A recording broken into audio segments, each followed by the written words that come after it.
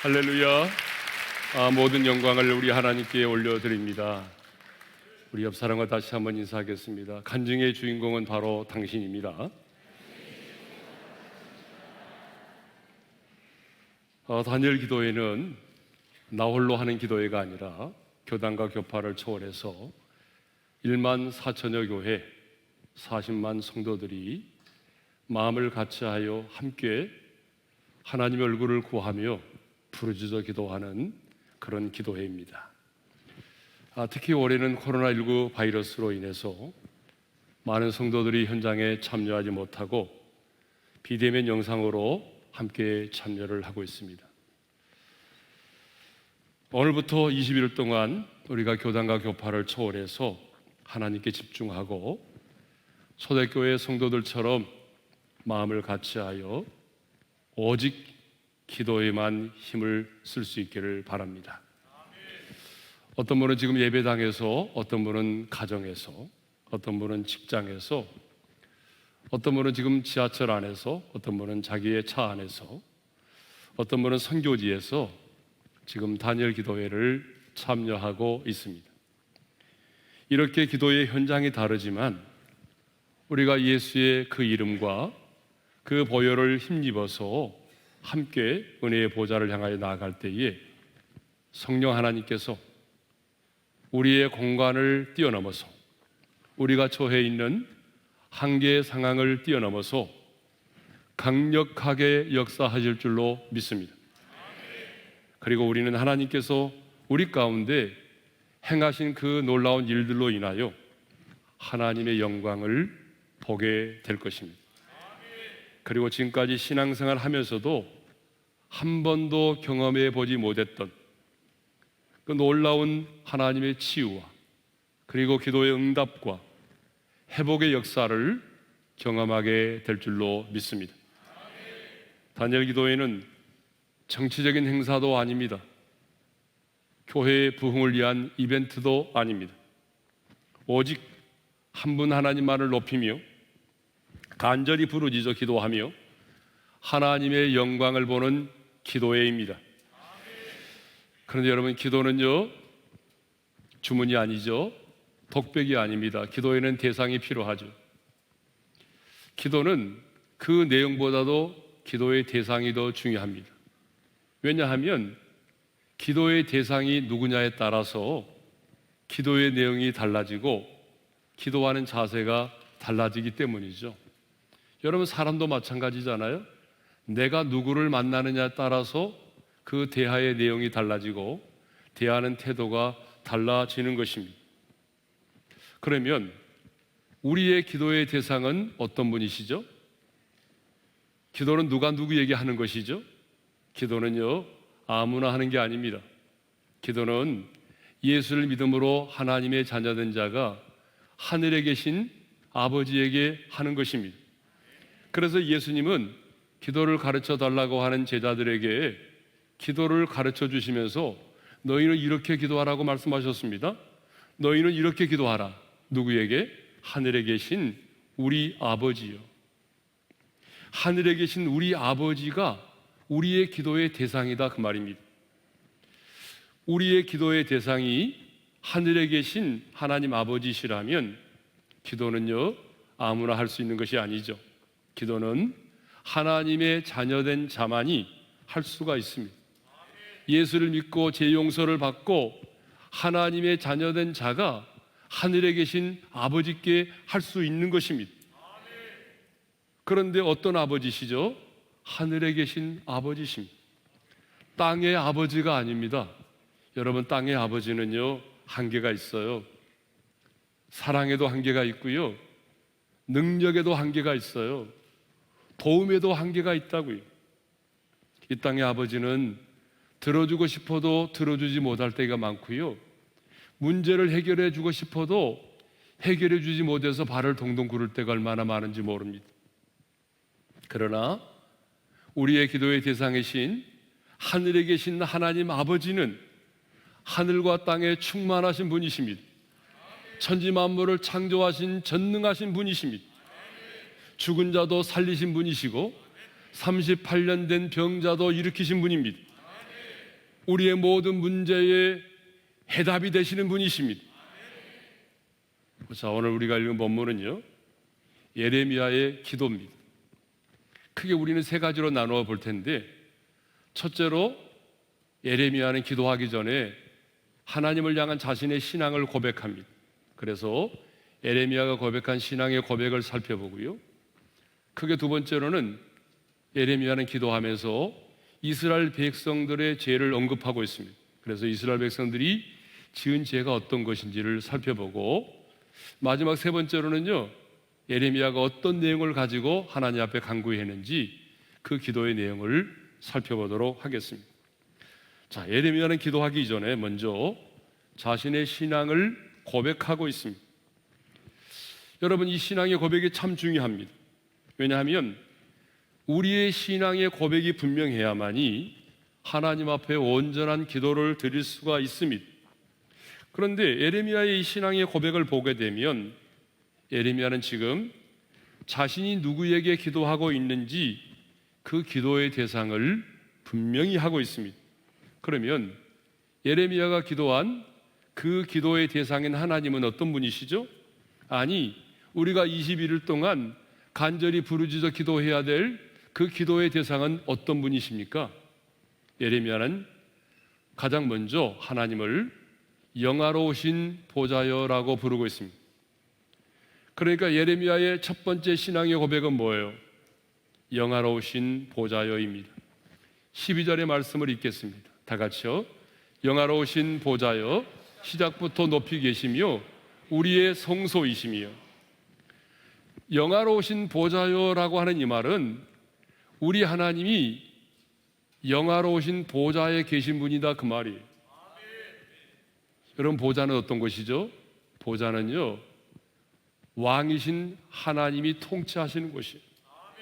그러니까 왕 되신 주님이 통치하시는 곳이 보좌입니다.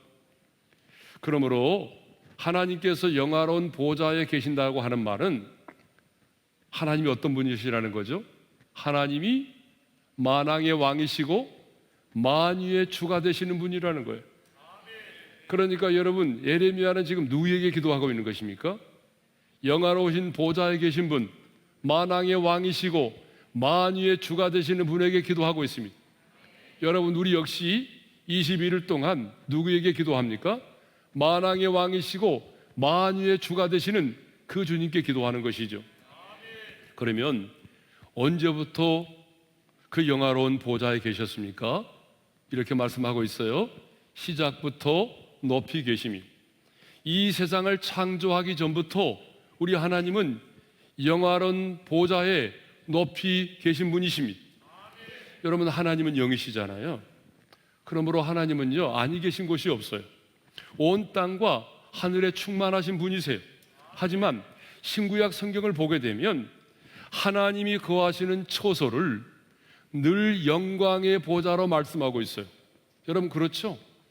하나님은 온 땅과 하늘에 충만하신 분이지만, 그런데 하나님이 거하시는 처소를 늘 영광의 보좌로 말씀하고 있다고. 그래서 미가야 선지자는 아합 왕에게 자신이 본 계시와 환상을 말하면서 이렇게 말하고 있습니다. 함께 읽겠습니다. 다 같이요. 내가 보니 여호와께서 그의 보좌에 앉으셨고 하늘의 만군이 그의 좌우편에 모시고 서 있는데, 하나님이 자신에게 환상 중에 하나님의 보좌를 보여주셨는데요, 여호와께서 그 보좌에 앉으셨고 하늘의 만군, 곧 하나님을 수종드는 천군 천사들이 하나님의 보좌의 좌우편에 서 있었다라고 하는 거예요. 이사야 선지자는 우시야 왕이 죽던 해에 하나님의 영광의 보좌를 보았어요. 이사야 6장 1절의 말씀을 읽겠습니다. 다 같이요. 우시야 왕이 죽던 해에 내가 본즉 주께서 높이 들린 보좌에 앉으셨는데 그의 옷자락은 성전에 가득하였고, 그리고 우리 읽지 않지만 2절에서 3절을 보게 되면 그 하나님의 보좌 앞에 6 날개를 가진 스랍들 천사들이 있는데요, 2 날개로는 얼굴을 가리우고 2 날개로는 발을 가리우고 2 날개로는 하나님의 보좌 앞에서 날면서 거룩하다 거룩하다 거룩하다 삼중 거룩성을 부르면서 하나님을 찬양하고 있습니다. 다니엘도 하나님의 영광의 보좌를 보았습니다. 그런데 옛적부터 계신 이가 그 영광의 보좌에 앉아 계시는데 그의 옷은 희기가 눈 같고 그의 머리털은 양의 털과 같고 그 보좌 앞에는 수많은 천군 천사들이 서 있었습니다. 여러분 상상력을 한번 동원해 보십시오. 하나님의 보좌가 어떤 곳인지. 에스겔 선지자도 하나님의 영광의 보좌를 보았는데요, 에스겔 1장과 10장에 나오는 하나님의 보좌의 그 모습이 요한계시록 4장과 5장에 나오는 그 영광의 모습과 동일합니다. 요한계시록을 보게 되면 반모섬에서 유배 중이던 사도 요한이 성령에 이끌림 받아요 하늘의 열린 문 안으로 들어가서 하나님의 보좌의 영광을 보았습니다. 자, 요한계시록 4장 2절인데요, 우리 함께 읽겠습니다. 다 같이요. 내가 곧 성령에 감동되었더니 보라, 하늘의 보좌를 베풀었고 그 보좌 위에 앉으신 이가 있는데, 요한은요 하늘의 열린 문 안으로 들어가서 하늘에서 예배를 드리는 천상의 예배의 장면을 보았어요. 여러분, 우리가 장차 하나님의 나라에 가게 되면 천상에서 이런 예배를 드릴 텐데, 사도 요한은 이렇게 하늘의 열린 문 안으로 들어가서 그 천국에서 드려지는 예배의 장면을 보았어요. 요한계시록 7장도 보게 되면 아무도 셀 수 없는 큰 무리가 나와서 흰 옷을 입고 종려 가지를 들고 하나님의 보좌 앞과 어린 양 앞에서 큰 소리로 구원하심이 보좌에 앉으신 우리 하나님과 어린 양에게 있도다라고 찬양을 하고 있습니다. 요한계시록 19장 4절도 보게 되면 24장로와 네 생물들이 엎드려서 보좌에 앉으신 하나님께 경배를 드리고 있습니다.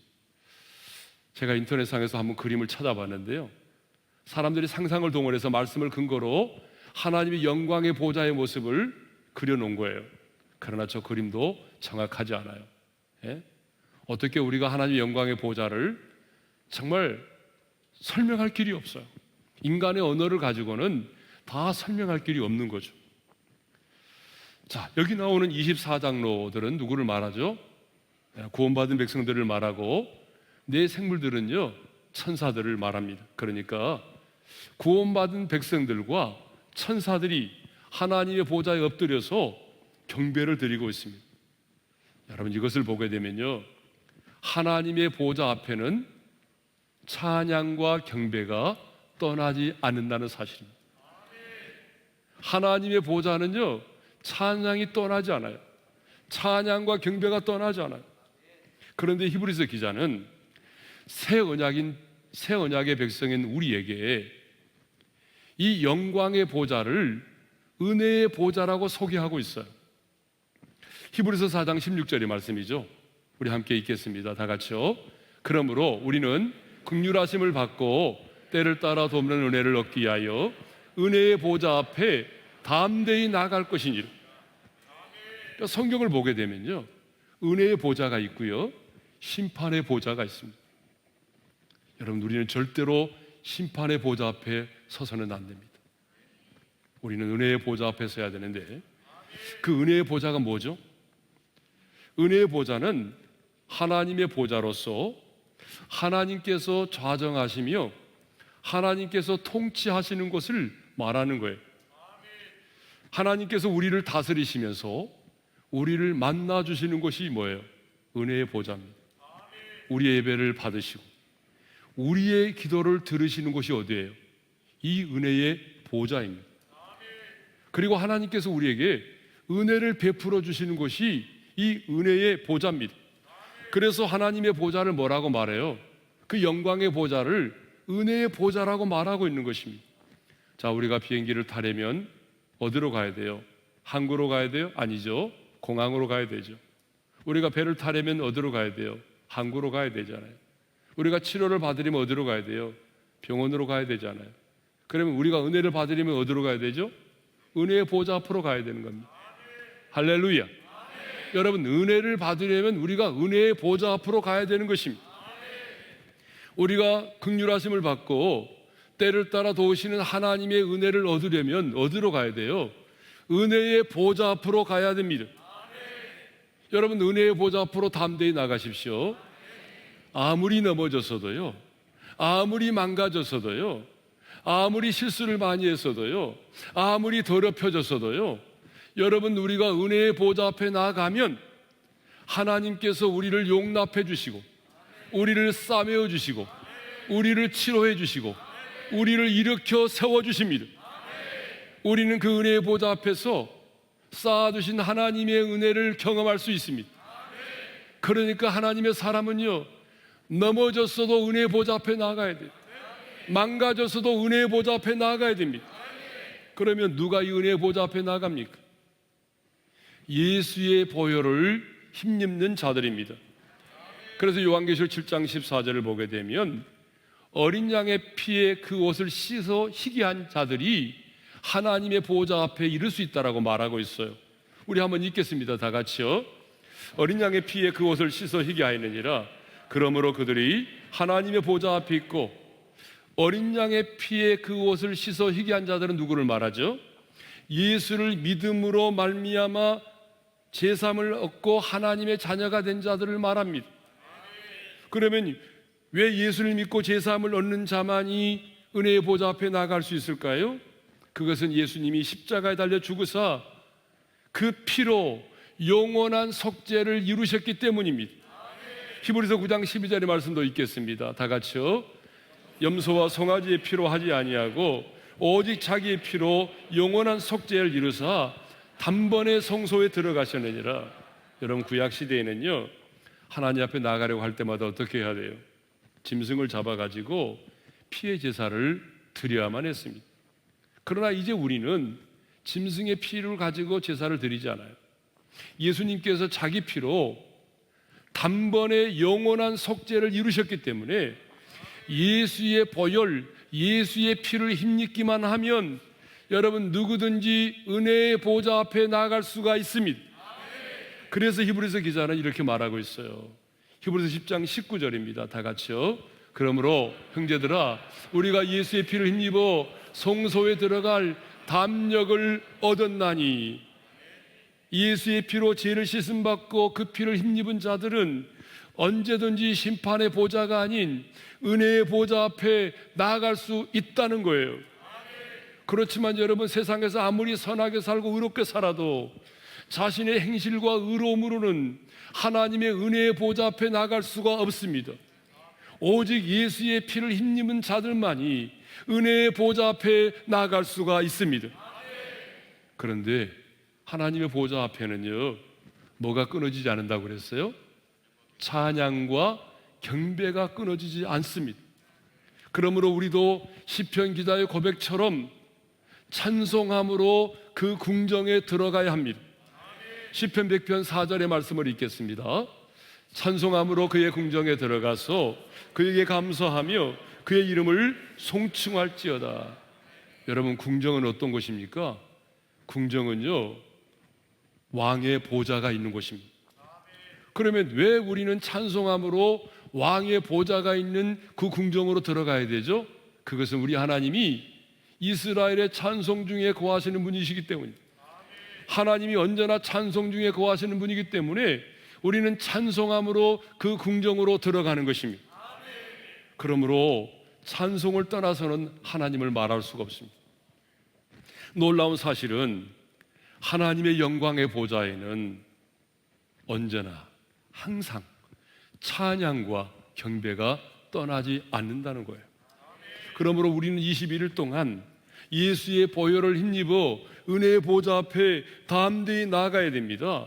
그리고 그 하나님의 보좌 앞에서 여호와의 이름을 송축해야 됩니다.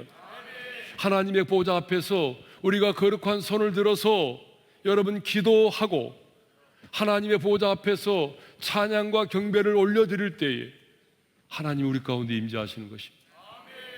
예배는 시선이 중요합니다. 기도 역시 집중력이 중요합니다.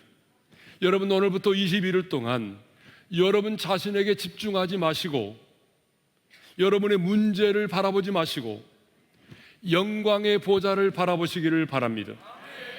여러분, 왜 우리가 하나님의 보좌를 향하여 나가야 합니까? 왜 우리는 찬송함으로 그 궁정에 들어가야 됩니까? 왜 우리는 예수의 피를 힘입어 그 은혜의 보좌 앞에 나가야 합니까? 그 이유가 있습니다. 우리가 예배하는 그 현장이, 우리가 기도하는 그 현장이 바로 주의 거룩한 성소가 되기 때문입니다. 그래서 예레미야는 이렇게 고백합니다. 12절에서 이렇게 고백하고 있어요. 함께 읽겠습니다. 영화로우신 보좌여, 시작부터 높이 계시며 우리의 성소이시며, 하나님이 우리의 성소가 되어주신다는 거예요. 여러분, 구약에서의 성소는요, 하나님께서 거룩하게 구별하여 놓은 것이 성소입니다. 하나님께서 임재하시는 곳이 성소입니다. 하나님은 영이시기 때문에 사람은 하나님을 볼 수가 없어요. 하지만 영이신 하나님께서 땅에 있는 당신의 백성들을 만나주시는 특별한 처소가 어디냐? 바로 성소였습니다. 그러므로 성소는요, 땅에 있지만 땅에 속한 영역이 아닙니다. 하늘에 속한 영역입니다. 하나님을 예배하는 자리, 하나님의 임재를 경험하는 자리가 바로 구약에서의 성소였습니다.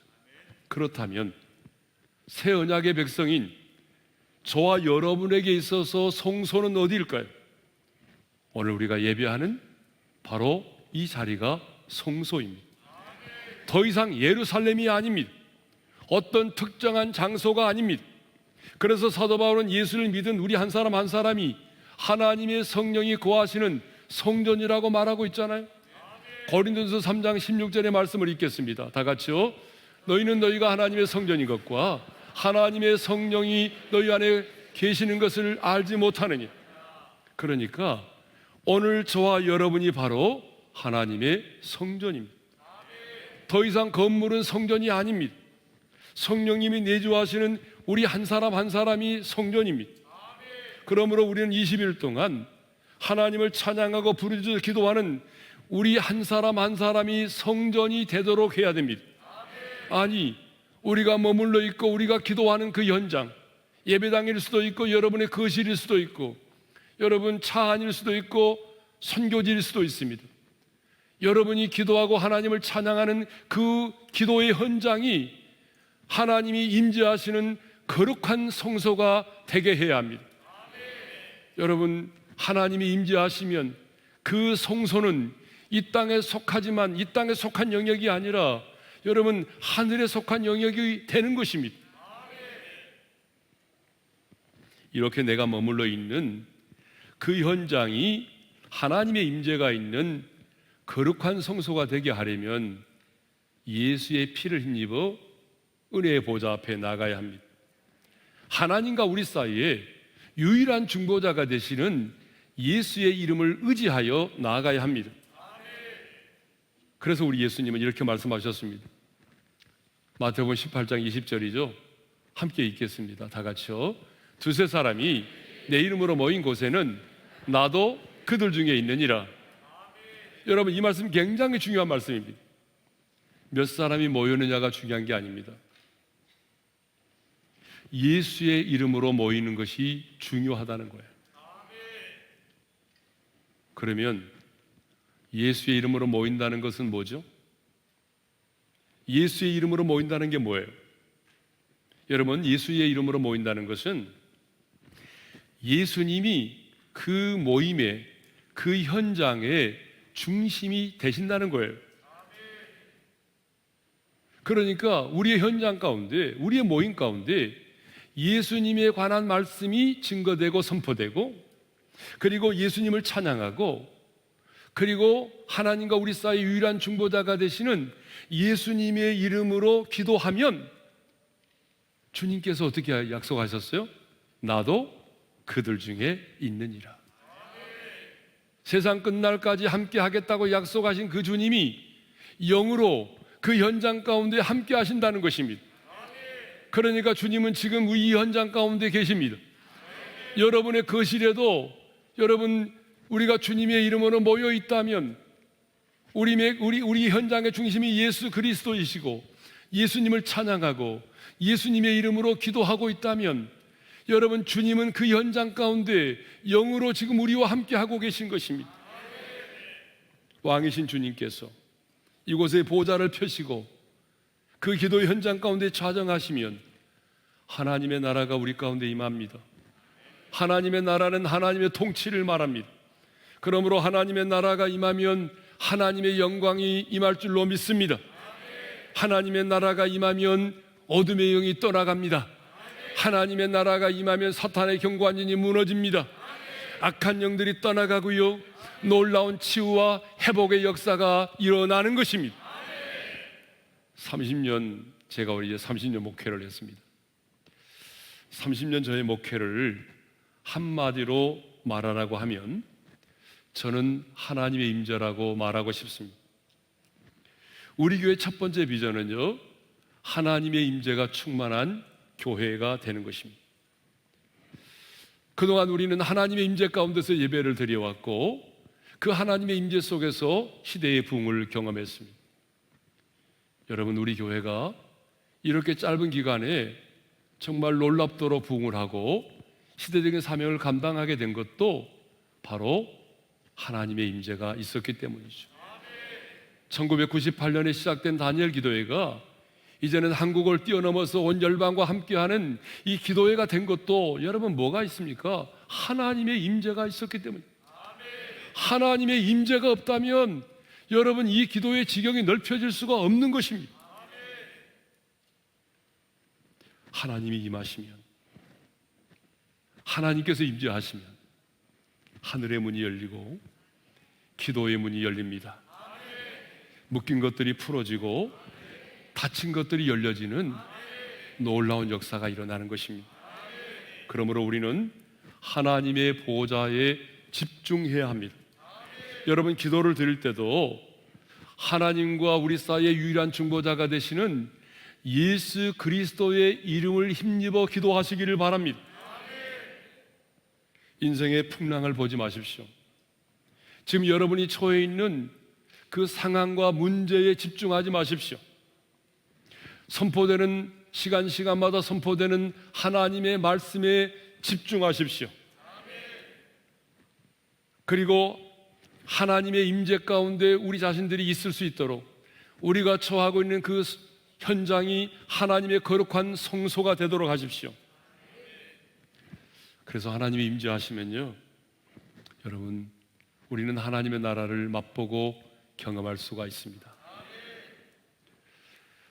자, 두 번째로 예레미야는요, 이스라엘의 소망이신 여호와여라고 신앙을 고백합니다. 예레미야는 하나님을 이스라엘의 소망이라고 고백하고 있어요. 여러분, 소망이란 히브리어는요, 간절한 기대감으로 기다린다고 하는 그런 단어에서 유래를 했습니다. 그러니까 여러분, 소망이란 막연히 시간이 지나가면 좋아질 거야, 괜찮아질 거야, 이게 아니에요. 성경이 말하고 있는 소망은요, 소망의 근거인 약속의 말씀을 붙들고 간절히 기다리는 것이 소망입니다. 내가 염원하는 것이 소망이 아니라 하나님의 약속의 말씀을 붙들고 간절히 기다리는 것이 소망입니다. 그런데 예레미야는 이스라엘의 소망이신 여호와여라고 고백하고 있어요. 여러분, 이렇게 고백한 것은 하나님께서 예레미야 선지자를 통해서 바벨론 포로 생활 70년이 차면 예루살렘으로 돌아올 거라고 말씀하셨기 때문입니다. 그러므로 예레미야에게서 소망은 뭘까요? 하나님의 징계 가운데 있는 이스라엘 백성들이 바벨론의 압제에서 벗어나서 70년의 포로 생활을 청산하고 예루살렘으로 돌아오는 것이 지금 예레미야가 기다리고 있는 소망이었습니다. 이것이 예레미야의 소망입니다. 그리고 이 소망을 이룰 수 있는 분은 오직 하나님 한 분이심을 믿었습니다. 그래서 예레미야는 지금 이스라엘의 소망이신 여호와여라고 고백하고 있는 것입니다. 이스라엘의 소망이신 여호와여라고 고백하고 있는 것입니다. 왜냐? 바벨론의 포로 생활 70년을 차면 하나님께서 예루살렘으로 돌아오게 할 것이라고 약속하셨기 때문이죠. 그렇다면 오늘 여러분에게 있어서 소망은 무엇입니까? 지금 여러분들이 약속의 말씀을 붙들고 기도하며 기다리며 소망하는 것은 무엇입니까? 다시 오실 우리 주님이십니까? 가족의 구원입니까?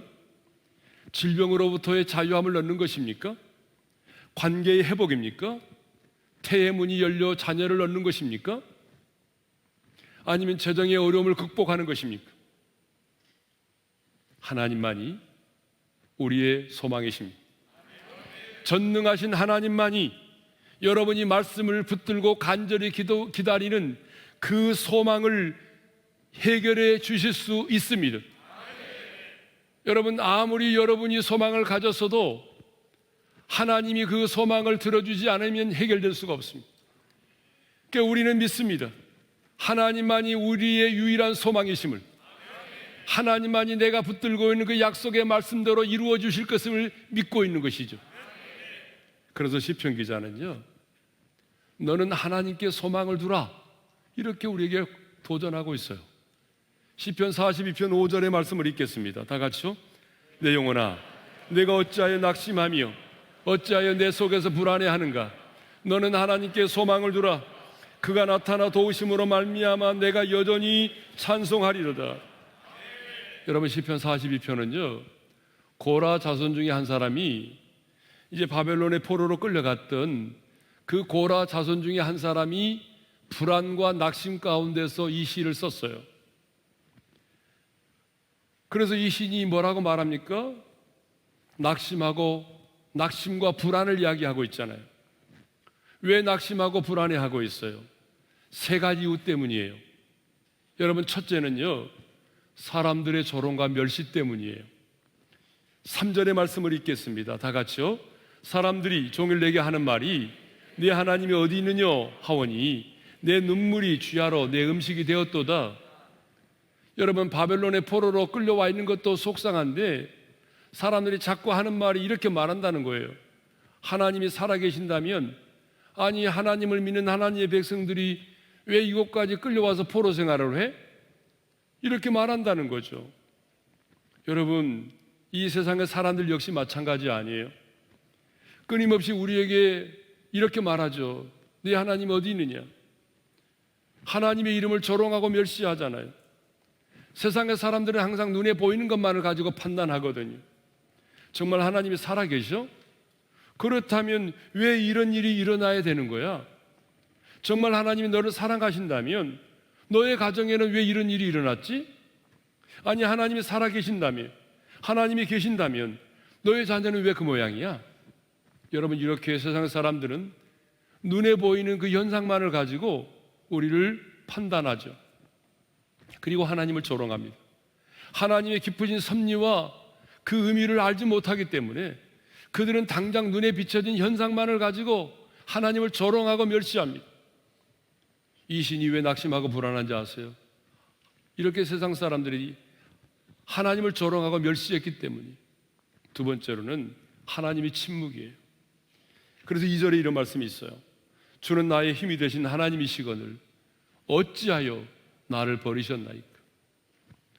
시인은 오랫동안 불의한 자들에 의한 억압이 계속될 때에 하나님이 나를 버리신 것처럼 느껴졌어요. 마땅히 내게 힘이 되어야 될 하나님이 나를 버리신 것처럼 느껴졌어요. 그래서 시인은 시편 42편과 43편은 동일한 저자가 지은 시인데, 그 시편 42편과 43편에 보게 되면 어찌하여라고 하는 말이 무려 10번이나 나옵니다. 어찌하여 나를 버리셨나이까? 어찌하여 나를 버리셨나이까? 그런데 여러분, 우리도 마찬가지잖아요. 이 시만 그런 게 아니고 우리도 마찬가지예요. 내 인생의 고난이 길어지고 이해되지 않는 일이 내 인생 가운데 자꾸 일어나게 되면, 하나님 정말 나를 기억하고 계십니까? 하나님 혹시 나를 잊으신 거 아니에요? 나를 버리셨나요? 이런 생각이 들잖아요. 도움이 필요한 절대적인 순간에 하나님께로부터 도움을 받지 못할 때 우리는 늘 하나님께로부터 버림을 받은 것 같고 하나님께 잊혀진 존재인 것 같고 하나님이 나를 사랑하지 않는 것처럼 느껴질 때가 있단 말이에요. 그래서 이 시는 하나님의 침묵으로 인해서 영혼이 낙심되고 불안했던 것입니다. 또 이 시인이 여러분 왜 낙심되고 불안해한지 아세요? 세 번째로는요, 예배를 드릴 수 없는 상황 때문이에요. 지금 이 시인은 바벨론의 포로로 잡혀와 있습니다. 그러므로 하나님의 전에 나가서 예배를 드릴 수가 없는 상황 가운데 있었어요. 그래서 1절에 보게 되면 이렇게 예배를 사모합니다. 다 같이 읽겠습니다. 하나님이여, 사슴이 신음물을 찾기에 갈급한 같이 내 영혼이 주를 찾기에 갈급하나이다. 얼마나 자신이 하나님의 전에 나가서 예배드리기를 사모했으면 목마른 사슴이 시냇물을 찾기에 갈급함 같다고 말했겠습니까? 이 시인이 왜 이렇게 낙심되고 불안해했습니까? 사람들의 조롱과 멸시, 그리고 하나님의 침묵, 예배를 드릴 수 없는 이 상황 때문에 이 시인은 낙심하고 불안했던 거죠. 그러면 어떻게 하면 우리가 낙심하고 불안해하는 내 영혼을 회복할 수 있을까요? 코로나19 상황이 길어지면서 너무나 많은 하나님의 사람들이 낙심하고 불안해하고 있어요. 제가 원래 설교 준비를 할 때는 시편 42편 5절을 생각하지 않았어요. 그런데 말씀을 묵상하며 준비하는 도중에 성령께서 저에게 이 말씀을 감동으로 주셨어요. 왜냐하면 이 코로나 상황이 길어지면서 너무나 많은 성도들이 지금 낙심하고 불안해하고 있다는 거죠. 그러면 이 낙심되고 불안한 상황을 어떻게 우리가 이겨낼 수 있어요? 그것은요, 내 영혼을 향하여 외치는 것입니다. 내 자신에게 외치라는 거예요. 로이드 존스 목사님도 영적인 침체를 극복하는 가장 중요한 원리는 내 자신에게 설교하는 것이라고 했어요. 그러면 내 영혼을 향하여 외쳐야 되는데, 내 자신에게 외치라고 했는데 우리는 무엇을 외쳐야 되죠? 첫째로, 어찌하여 낙심하며 불안해하는가? 라고 외쳐야 돼요. 5절의 말씀 다시 읽겠습니다. 다 같이요. 내 영혼아, 내가 어찌하여 낙심하며 어찌하여 내 속에서 불안해하는가? 시인은 자신의 영혼이 낙심되고 불안해할 때에 그것을 숨기지 않았어요. 여러분, 많은 사람들이 자신의 감정을 숨길 때가 많아요. 내 자신이 슬픈데 슬프지 않은 것처럼 말해요. 그런데 이 시인은 자신의 마음이 지금 낙심되고 불안해할 때에 하나님 앞에서 자신의 감정을 숨기지 않았어요. 솔직하게 그대로 드러냈어요. 여러분, 우리도 내 영혼이 낙심되고 불안해할 때 가장 먼저 해야 될 일이 뭔지 아세요? 여러분의 영혼을 향하여 외치시기를 바랍니다. 인생의 무게가 너무나 힘들어서 인생을 포기하고 싶을 때에 가장 먼저 여러분 자신을 향하여 외치시기를 바랍니다. 여러분, 다윗도 그랬어요. 다윗도 인생이 너무 힘들고 어려울 때에 내 영혼아 여호와를 송축하라고 명령했습니다. 자신의 영혼을 향하여 명령했어요. 내 영혼아 여호와를 송축하라. 여러분, 예레미야가 그랬고 다윗이 그랬던 것처럼 인생을 살아가면서 힘들고 어려울 때, 내가 낙심되고 불안할 때, 여러분, 우리는 우리의 감정을 숨기지 말고 우리는 우리 자신을 향하여, 내 영혼을 향하여 명령하고 외쳐야 됩니다. 내 영혼아 어찌하여 낙심하고 불안해하는가? 내 영혼아 여호와를 송축하라. 이렇게 외치시기를 바랍니다. 두 번째 외침은요, 두 번째 외침은 너는 하나님께 소망을 두라는 것입니다. 자신의 영혼을 향하여 내가 어찌하여 낙심하며 내 속에서 불안해하는가? 여러분, 그 외침으로 끝나면 어떤 것입니까? 진단만 하고 처방은 하지 않는 거나 마찬가지잖아요. 내 감정을 스스로 표현했다고 한다면, 내 감정을 숨기지 않고 표현했다고 한다면 그 다음에는 너는 하나님께 소망을 두라. 자신의 이름을 부르면서 너는 하나님께 소망을 두라고 외쳐야 됩니다. 그래서 시인은 외쳤습니다. 너는 하나님께 소망을 두라. 그렇다면 누가 하나님께 소망을 둘 수 있습니까? 오직 하나님만이 내가 처한 이 상황을, 이 문제를 해결해 주실 수 있다고 하는 확신을 가진 자가, 오직 하나님만이 내 인생의 해답임을 깨닫는 자가 너는 하나님께 소망을 두라고 외칠 수 있는 것입니다. 세 번째 외침은 내가 여전히 찬송하리로다입니다. 5절의 말씀인데 읽겠습니다. 다 같이요. 그가 나타나 도우심으로 말미암아 내가 여전히 찬송하리로다. 왜 이 시인은 내가 여전히 찬송하리로다라고 말합니까? 그가 나타나 도우심으로 말미암아. 왜 여전히 하나님을 찬양한다고 말하죠? 하나님이 때가 되면 나타나 나를 도우실 것을 믿었기 때문이죠. 나의 힘이 되신 하나님, 나의 소망 되신 그 하나님이 언젠가 때가 되면 나타나서 나를 도우실 것을 믿었기 때문에 사람들은 나를 조롱하지만, 내가 믿는 하나님이 어디 있느냐라고 나를 비난하고 조롱하지만, 살아계신 하나님께서 언젠가는 반드시 나타나서 나를 도우실 것을 믿었기 때문에 나는 여전히 하나님을 찬양하겠다라고 고백하는 것입니다. 내가 여전히 찬송하리로다 라고 외쳤어요. 자신의 상황이 좋지 않을지라도 나는 여전히 하나님을 찬양하겠다는 것이에요. 내 인생의 날이 어두우면 어두울수록, 내가 낙심되면 낙심될수록, 내가 불안하면 불안할수록 나는 내 하나님을 여전히 찬양하겠다는 것이에요.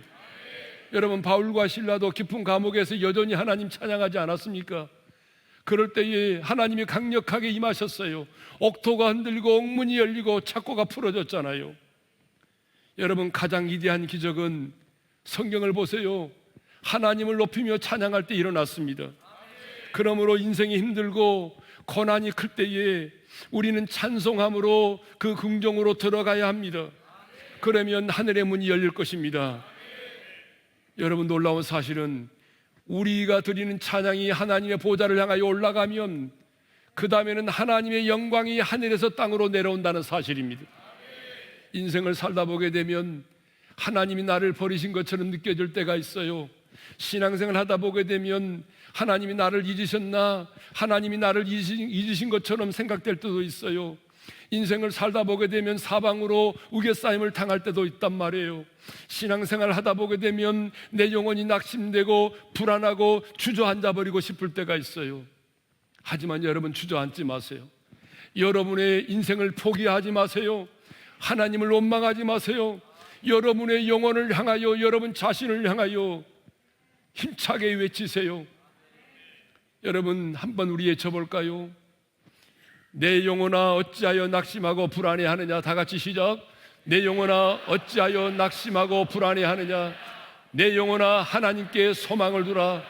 나는 여전히 하나님을 찬송하리로다. 여러분, 다시 한번 힘있게 다시 한번 외쳐봅시다. 다 같이요. 내 영혼아 어찌하여 낙심하고 불안해하느냐. 내 영혼아 하나님께 소망을 두라. 나는 여전히 하나님을 찬송하리라. 이렇게 외치며 나아갈 때에 여러분, 때가 되면 그 하나님이 나타나 우리를 도우실 것입니다. 그래서 우리는 여전히 도우시는 그 하나님을 더 크게 찬양하게 될 것입니다. 하나님은 고개 숙인 당신의 영혼이 다시 일어서기를 원하십니다. 아무리 힘들고 괴로워도 소망이 있는 자는 기도할 수 있습니다. 소망을 가진 자는 기다릴 수가 있습니다. 그래서 예레미야는 이스라엘의 소망이신 여호와여라고 고백했고, 시편 기자는 너는 하나님께 소망을 두라고 고백했던 것입니다. 이제는 크게 두 번째로 이스라엘 백성들의 죄를 말씀드리겠습니다. 예레미야는 이렇게 하나님에 대한 신앙을 고백한 다음에 이스라엘 백성들의 죄를 언급하고 있어요. 첫 번째, 이스라엘 백성들의 죄가 무엇입니까? 이스라엘의 소망이신 여호와를 버렸다는 거예요. 13절 상반절입니다. 다 같이 읽겠습니다. 이스라엘의 소망이신 여호와여, 무릇 주를 버리는 자는 다 수치를 당할 것이라. 주를 버리는 자는, 소망이신 여호와를 버리는 자를 말하죠. 그러면 왜 유다 백성들은 하나님을 버렸을까요? 그것은 예레미야를 통하여 선포된 하나님의 말씀이 당장 이루어지지 않았기 때문이에요. 하나님의 약속의 말씀이 더디었기 때문이에요. 말씀을 들었지만 어떤 변화도 아직 일어나지 않았기 때문이에요. 바벨론이 무너질 어떤 기미도 보이지 않았기 때문이에요. 현실적으로 너무 답답했어요. 그래서 그들의 마음이 하나님을 떠난 것입니다.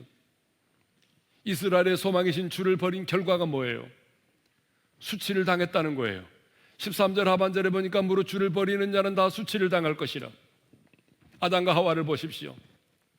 선악과를 따먹고 난 다음에 가장 먼저 그들이 경험했던 감정이 뭡니까? 수치심입니다.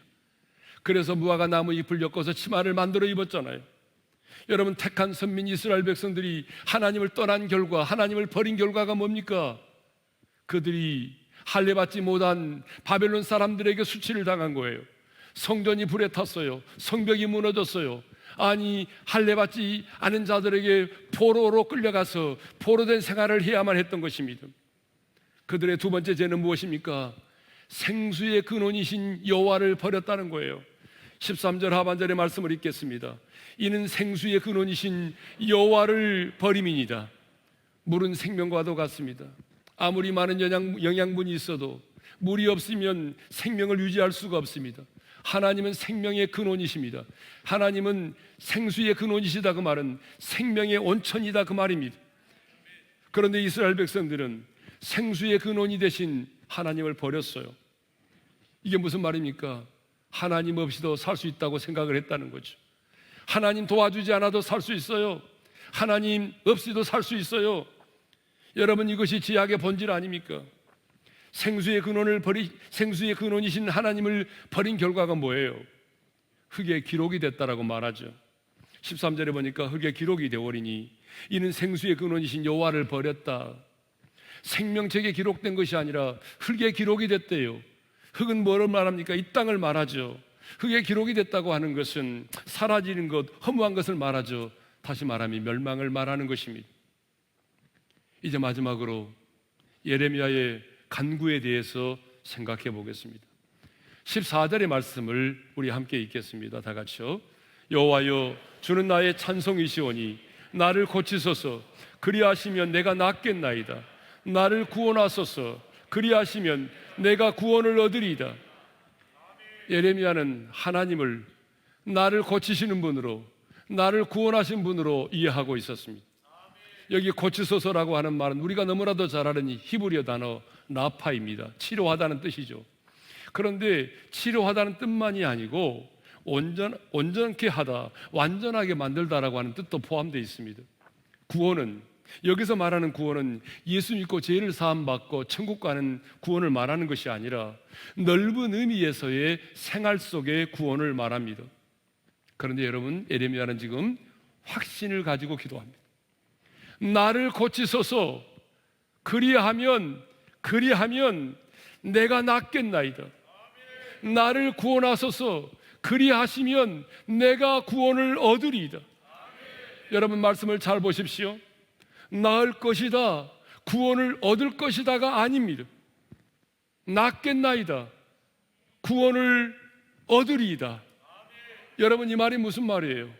의사는 불가능하다고 말해도 하나님이 나를 고치시면 내가 낫는다는 거예요. 온전케 된다는 거예요. 사람들은 불가능을 말해도 하나님이 나를 고치시면 내가 낫겠나이다. 여러분, 내가 지금 기가 막힌 웅덩이와 수렁 가운데 빠져 있을지라도 하나님이 나를 구원하시면 내가 구원을 받을 수 있다는 거예요. 사람들이 볼 때는 끝장이다라고 말하지만 하나님이 나를 구원하시면 내가 구원을 받는다는 거예요. 지금의 상황을 이겨낼 수 있다는 거예요. 그래서 예레미야는 확신을 가지고 이렇게 찬양합니다. 여호와여, 주는 나의 찬송이시오니. 여러분, 이 말은 무슨 말입니까? 하나님께서 자신을 고치실 것이고 구원하실 것임을 확신했기 때문에 나는 주님을 찬양한다는 거예요. 예레미야는 고침을 받았기 때문에, 어려운 상황으로부터 구원을 받았기 때문에 주님을 찬양하겠다는 것이 아닙니다. 주께서 나를 고치실 것을 확신했기 때문에, 주님이 나를 구원하실 것임을 확신했기 때문에 나는 여전히 주님을 찬양한다는 것입니다. 그러니까 예레미야가 주님을 찬양하겠다는 이유는 뭐예요? 내가 이미 고침을 받았기 때문이 아니에요. 주님께서 나를 고쳐주실 것을 믿었기 때문입니다. 그런데 우리에게는 죄송하지만 이 믿음이 없어요. 우리의 가장 큰 문제는 문제가 커서가 아닙니다. 문제가 많아서가 문제가 아닙니다. 우리에게 하나님의 보좌를 움직일 수 있는 이 믿음이 없다는 거예요. 에레미야처럼 나를 고치소서, 그리하시면 내가 낫겠나이다. 나를 구원하소서, 그리하시면 내가 구원을 얻으리이다. 이렇게 고백할 수 있는 믿음이 우리에게 없다는 거예요.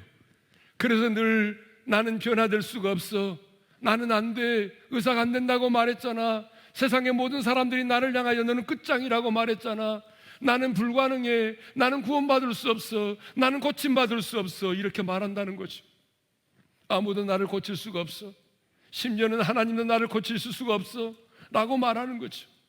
지금의 이 상황에서 나를 고치시고 나를 구원하실 수 아무도 없다는 거예요. 그러나 여러분 기억하십시오. 하나님은 여러분을 구원하실 수 있습니다. 하나님은 여러분을 고치실 수가 있습니다. 그러나 여러분, 하나님은 전능하시지만 언제나 믿음을 따라 역사하십니다.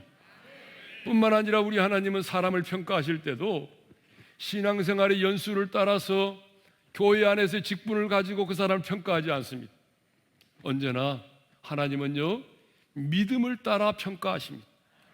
한센병을 고침받고 돌아와 감사하는 자에게도 내 믿음이 너를 구원하였느니라고 말씀하셨습니다.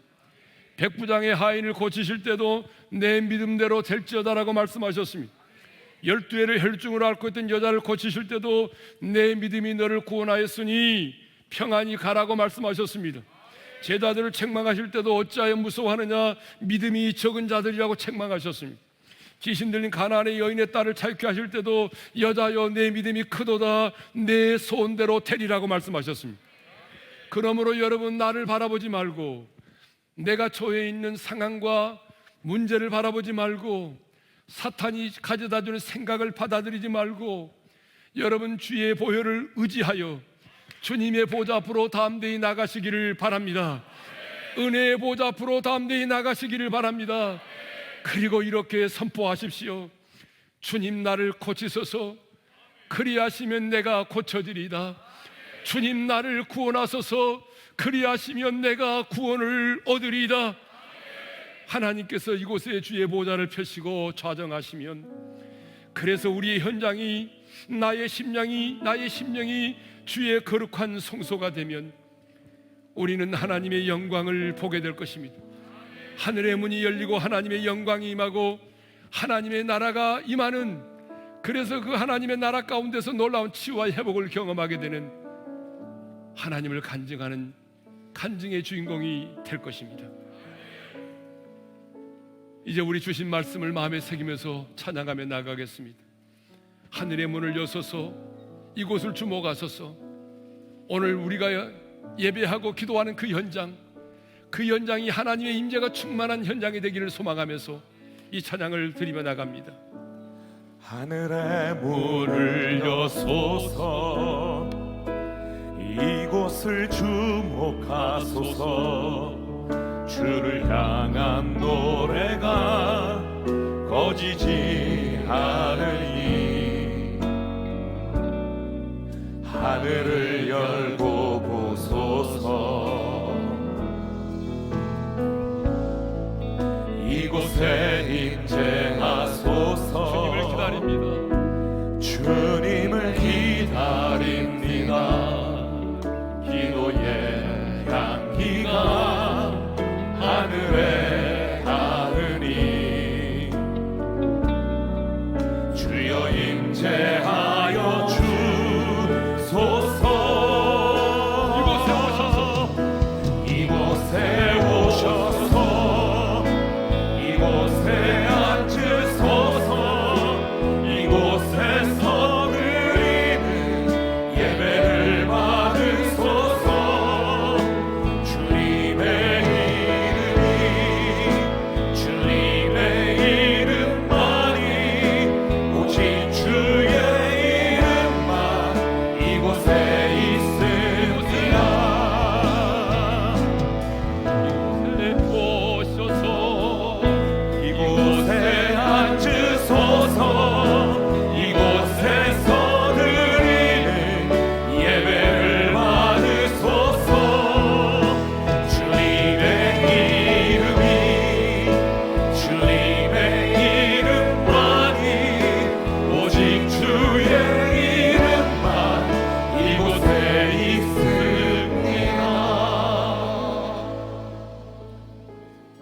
한번 기도하십시다.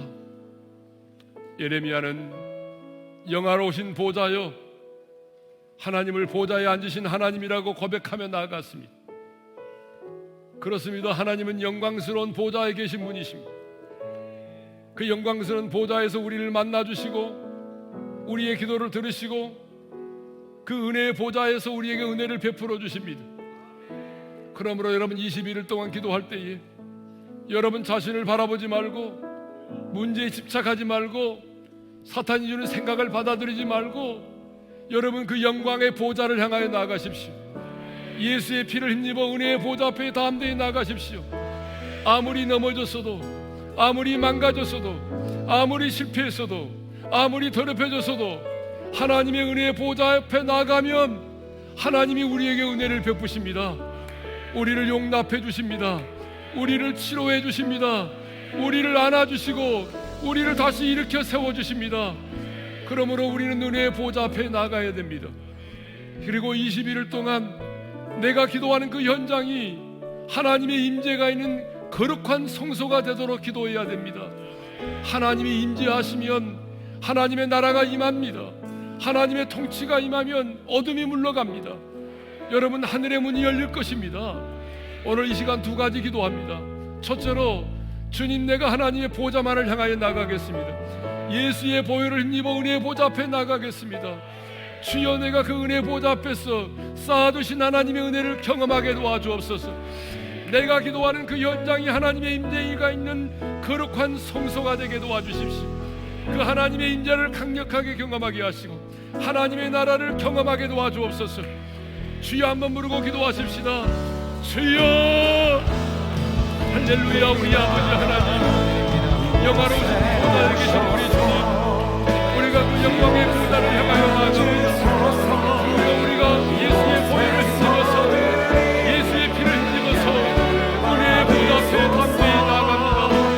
하나님, 이제 그 영광의 보좌를 향하여 나아가오시고 하나님이 우리로 하여금 내 자신에게 집착하지 말게 도와주시고 문제를 바라보지 말게 도와주시고 하나님의 영광의 보좌를 바라보게 도와주시옵소서. 은혜의 보좌만을 바라보게 하여 주옵소서. 나를 만나주시는 은혜를 쌓아주신 은혜의 보좌, 그 은혜의 보좌를 향하여 나아가게 하여 주시기를 원합니다. 그래서 하나님, 우리가 넘어졌어도, 우리가 망가졌어도, 우리가 실패했어도 은혜의 보좌 앞으로 나아가기를 원합니다. 그 은혜의 보좌 앞에서 하나님, 나를 용납해 주시고 나를 만져주시고 내게 말씀하시고 나를 일으켜 세워주시는 하나님의 은혜를 경험하게 하여 주옵소서. 아버지 하나님, 그래서 우리 하나님의 임재를 경험하기를 원합니다. 하나님의 나라를 맛보기를 원합니다. 아버지 하나님, 우리가 얘기하는 그 현장, 우리가 기도하는 그 장소가 하나님의 임재가 있는 거룩한 성소가 되기를 원합니다. 하나님, 그래서 하나님의 임재를 경험하게 도와주시고 하나님의 임재 속에 하나님의 통치가 임하기를 원합니다. 하나님의 영광을 보기를 원합니다. 우리 하나님, 우리에게 은혜를 베풀어 주시옵소서. 주님, 은혜를 베풀어 주시옵소서. 주님의 이름만이, 오직 주의 이름만 이곳에 있으리라. 계속해서 우리 기도하며 나아가겠습니다. 예레미야는 하나님께 자신의 신앙을 고백한 이후에, 이스라엘 백성들의 죄를 고백한 이후에 하나님 앞에 이렇게 간구합니다.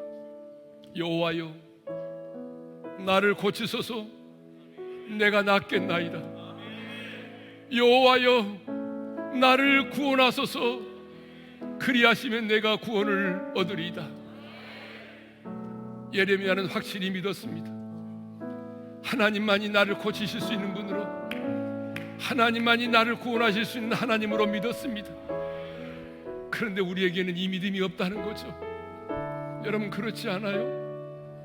사실 우리에게는 이 믿음이 없잖아요. 그래서 우리는 이 시간에 기도해야 합니다. 하나님, 나의 믿음 없음을 긍휼히 여겨주시고 금번 다니엘 기도의 기간에 나에게 이 믿음을 허락하여 주옵소서. 내게 믿음 위에 믿음을 더하여 주시옵소서. 그래서 우리도 믿음으로 고백합시다. 여호와여, 여호와께서 나를 고치시면 내가 고침을 받으리이다. 여호와여, 나를 구원하소서 내가 구원을 얻으리이다. 의사는 불가능을 이야기하고 사람들은 안 된다고 말하고 끝장이다라고 말하지만 하나님, 나는 사람의 말을 듣지 않겠습니다. 하나님이 나를 고치시면 내가 나음을 얻습니다. 하나님이 나를 구원하시면 내가 기가 막힌 웅덩이와 수렁 가운데 빠져 있을지라도, 사방에 우겨싸임을 당했을지라도 하나님이 나를 건지실 수가 있습니다. 하나님, 내게 믿음을 더해 주시고 이제는 사탄의 말을 듣지 않게 도와주시고, 주여, 나도 믿음으로 고백합니다. 여호와여, 나를 고치소서 내가 그리하시면 내가 낫겠나이다. 여호와여, 지금의 상황에서 나를 구원하여 주소서 내가 구원을 얻으리이다. 주여, 한번 부르고 기도할까요? 주여, 할렐루야.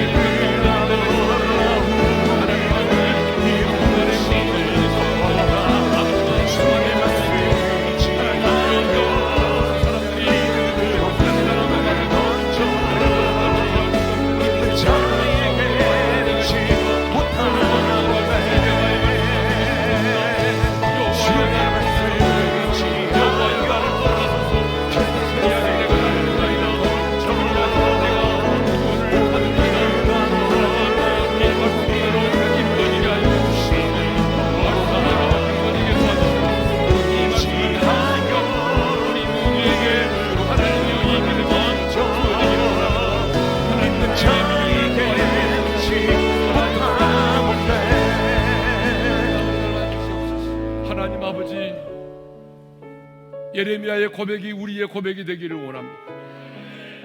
여호와여, 나를 고치소서. 여호와여, 나를 구원하소서. 그리하시면 내가 낫겠나이다. 그리하시면 내가 구원을 얻으리이다.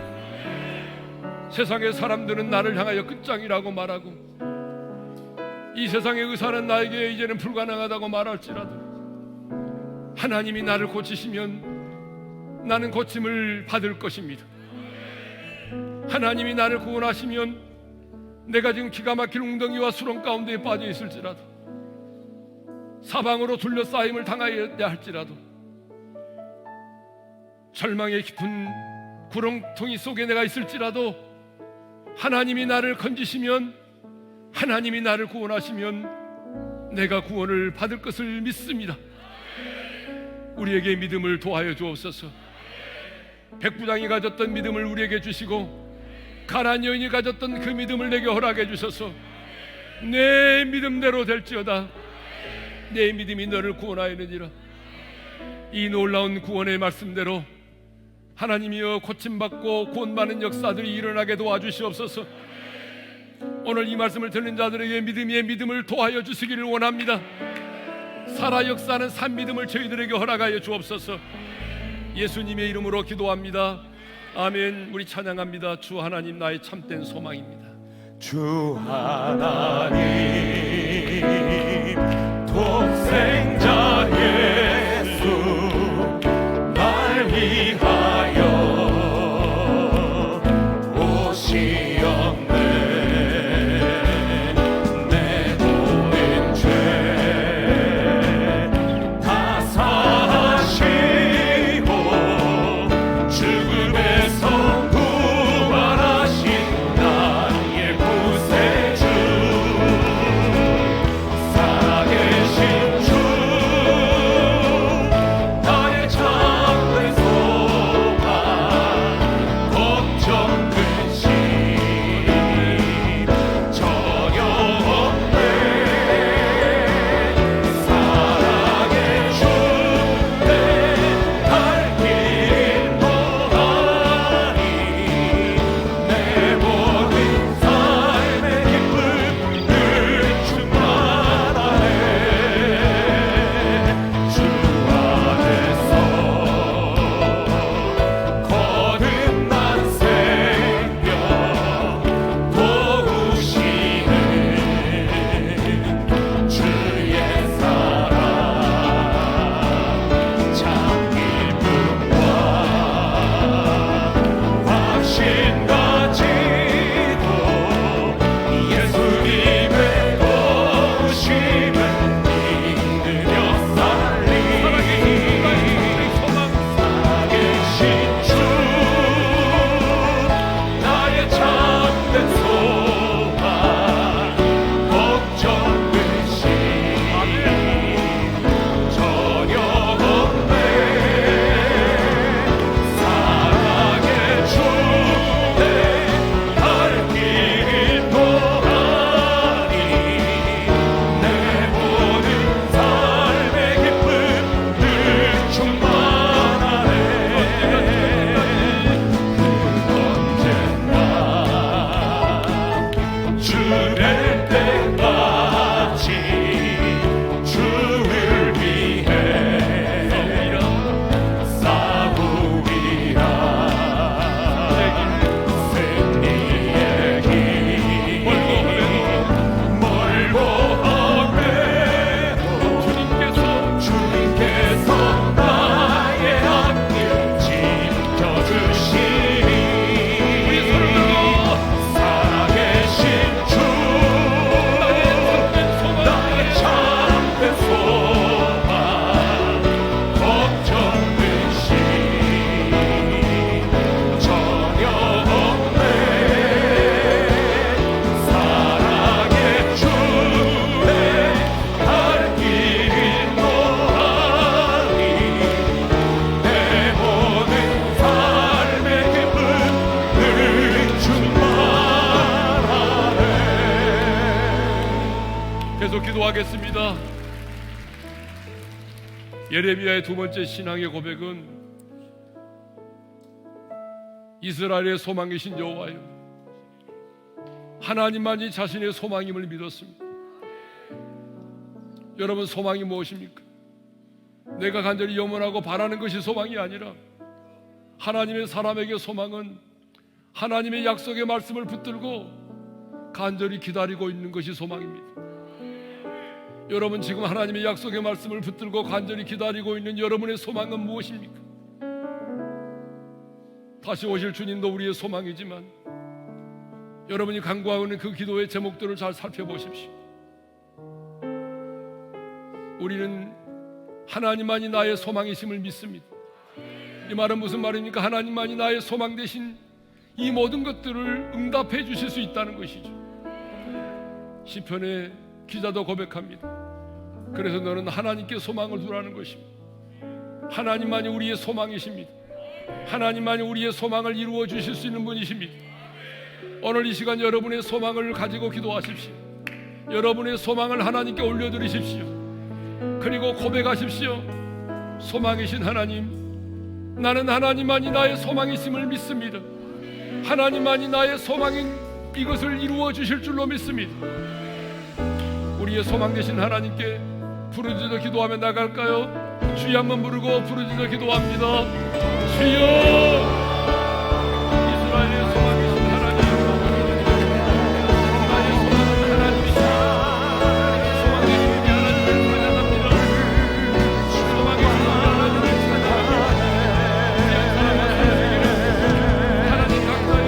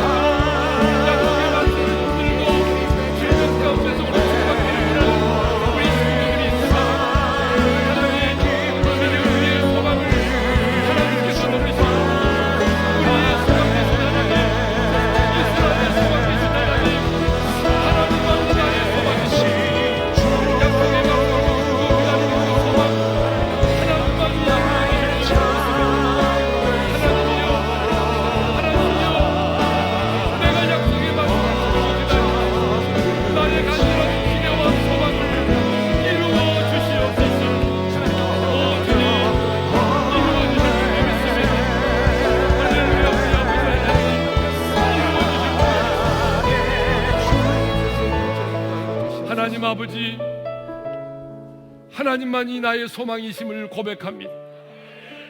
이제는 하나님께만 소망을 두겠습니다. 이스라엘의 소망이신 여호와여, 주님, 우리는 하나님의 약속의 말씀을 붙들고 간절히 기다리고 있는 소망이 있습니다.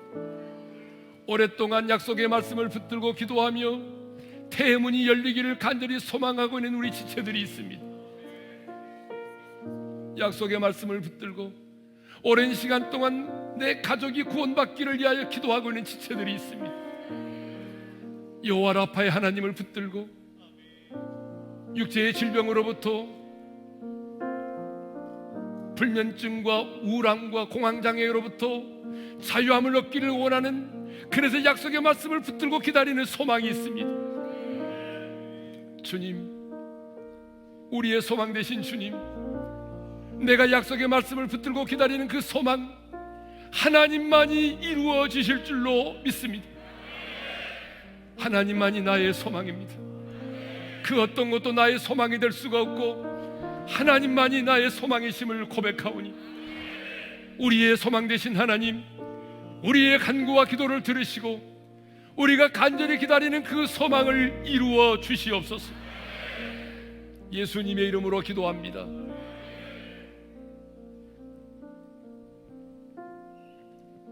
시인은 고백했습니다. 나는 여전히 하나님을 찬양하리라. 예레미야도 고백합니다. 내가 여호와를 여전히 찬양하겠다고.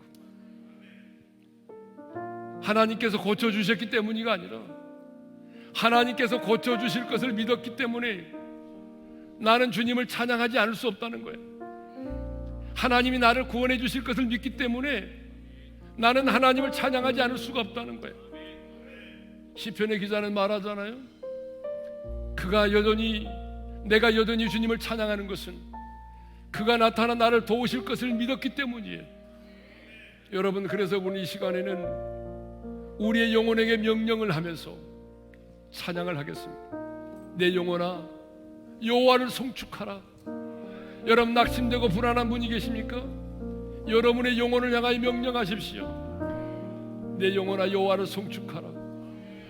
여러분, 이 찬양은 사탄의 경관진을 강력하게 물리쳐 줄 것입니다.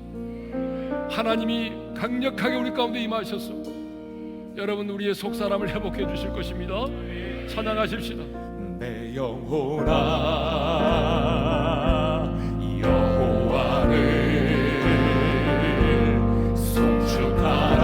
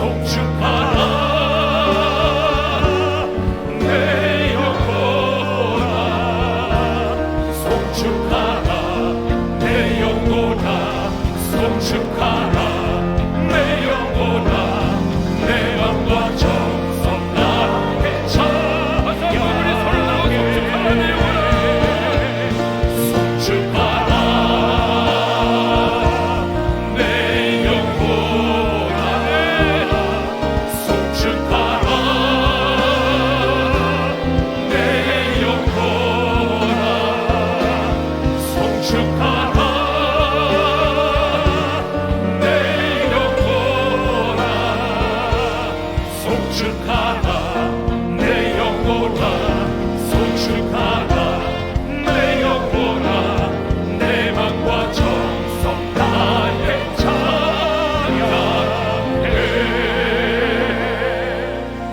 이제 우리 마지막 기도를 드리겠습니다. 주님, 내 인생의 무게가 힘들어서 내 인생을 포기하고 싶을 때, 주저앉고 싶을 때 주님, 내 영혼을 향하여 명령하기를 원합니다. 내 영혼아 여호와를 송축하라. 여러분, 우리는 하나님을 찬양해야 합니다. 찬송함으로 궁정 안으로 들어가야 됩니다. 그러면 하나님께서 우리 가운데 임하실 것입니다. 여러분, 성경을 보세요. 가장 놀라운 기적들은 찬양할 때 이루어졌습니다. 21일 동안 기도회 하는 가운데 우리의 입술에 찬양이 떠나지 않기를 원합니다. 우리가 찬양을 하나님께 올려드리면 하나님의 영광이 하늘에서 내려오는 것입니다. 이 시간 우리 기도합시다. 내가 인생이 힘들고 어려울 때 주저앉지 말게 하시고 내 영혼을 향하여 명령하게 도와주십시오. 내 영혼아 어찌하여 내 속에서 불안해하고 낙심하느냐고 명령하게 하시고 내 영혼아 하나님께 소망을 두라고 명령하게 하시고 나는 여전히 하나님을 찬양하겠다라고 다짐하시기를 바랍니다. 이 시간 주여 한번 부르고 마무리 기도를 합니다. 주여, 이스라엘의 창조 중에 거하신 우리 아버지 하나님,